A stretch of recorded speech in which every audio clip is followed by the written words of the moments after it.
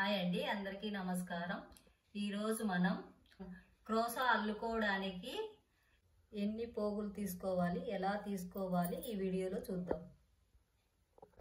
ఒక silk thread తీసుకొని మనకి ఎంత లెంత్ కావాలో అంత ఇట్లా వన్ సైడ్ ఒక పోగు తీసుకొని ఇలా వదులుకోవాలి.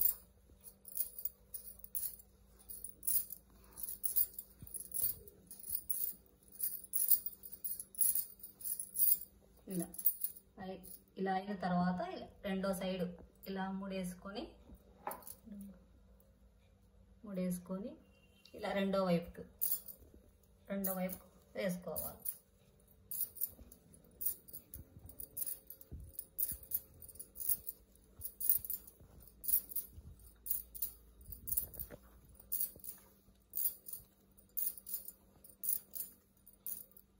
ఇలా వేసుకున్న తర్వాత మళ్ళీ మూడోసారి ఇలా ముడేసుకొని మరి ఇటువైపు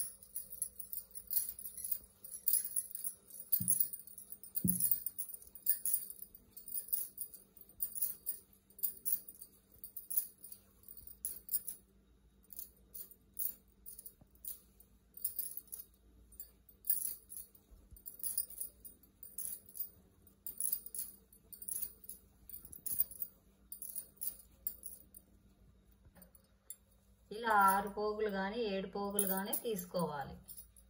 7 పోగులు అయిన తర్వాత ఇలాంటి బావిని ఒకటి తీసుకొని ఇలా చుట్టుకోవాలి.